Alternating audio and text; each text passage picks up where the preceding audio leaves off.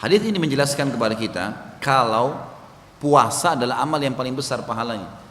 Dan di bulan Ramadan kita semua sedang ditraining oleh Sang Pencipta Allah yang Maha Mulia dan Maha Perkasa agar terbiasa dengan puasa ini. Coba dengarkan baik-baik beberapa statement dokter-dokter non-muslim. Cuma sayang saya nggak terlintas sekarang nama-nama mereka ya. Tapi mungkin kalau di Google pendapat fair, pendapat dokter-dokter non-muslim tentang puasa. Di antaranya pernah saya dapatkan beberapa statement mereka bilang umat Islam adalah umat manusia yang paling sehat di dunia. Karena mereka punya training puasa seminggu 2 kali, ada Senin dan Kamis. Mereka punya training 3 hari setiap bulan, puasa Iyamul Bid, 13, 14, 15. Dan mereka punya training sebulan dalam 1 tahun.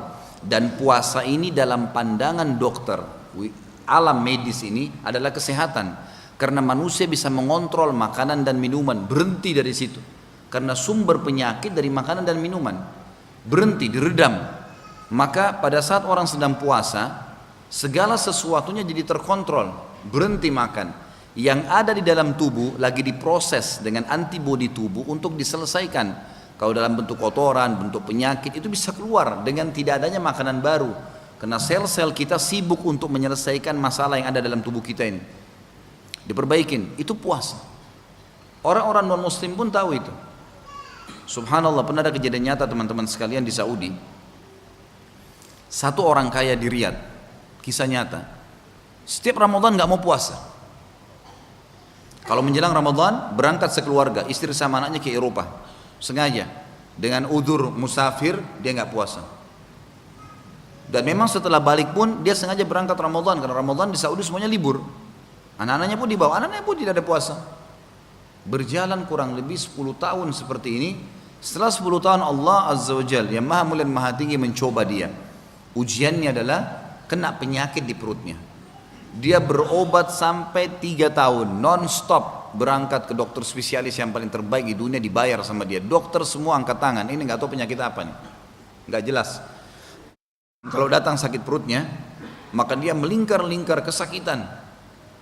Gak bisa makan, gak bisa tidur, gak jelas penyakit apa. Minum obat juga sangat canggih. Subhanallah, satu waktu di tahun ketiga, dia ketemu dengan satu orang dokter spesialis penyakit dalam di Jerman. Dokter ini Katolik dan memang sudah lama mau masuk Islam. Dia sering baca Quran terjemahan dalam bahasa Jerman. Ketemu sama orang ini, dilihat semua dokter yang pernah ditemui seluruh dunia. Ini dokter-dokter yang luar biasa, top ini. Resep-resep semuanya tidak kalah kualitasnya, semua obat-obat yang mahal, vitaminnya. Tiba-tiba dia sentuh dari sisi spiritualnya. Dia bilang, saran saya, Anda berpuasa, kata dokter Katolik ini. Coba kontrol diri dari makanan dan minuman, jangan makan, puasa coba. Dan jalankan puasa itu beberapa hari. Terus tiba-tiba dia bilang, bukankah Anda seorang Muslim? Dia bilang, iya saya Muslim. Baik. Kebetulan itu sudah dekat Ramadan. Dia bilang sebentar lagi ini setahu saya yang saya baca selama ini umat Islam punya puasa 1 bulan. Coba kamu praktek terapi, tinggalkan semua obat-obat ini, puasa sebulan itu. Coba kamu kontrol. Baiklah, dijalankan sama dia. Ini sudah kepepet, sudah nggak ada jalan lain, dia harus jalankan. Maka dia puasa. Subhanallah, setelah Idul Fitri dia pulang ke Saudi, dia puasa sebulan penuh dan dia buat pengakuan. Selama puasa, selama waktu dia mulai puasa, selama dia puasa tidak pernah sakit itu muncul. Dan juga setelah Idul Fitri dan sampai waktu dia buat pengakuan beberapa tahun setelah kejadian tersebut, dia mengatakan penyakit itu hilang tiba-tiba dengan secara ajaib.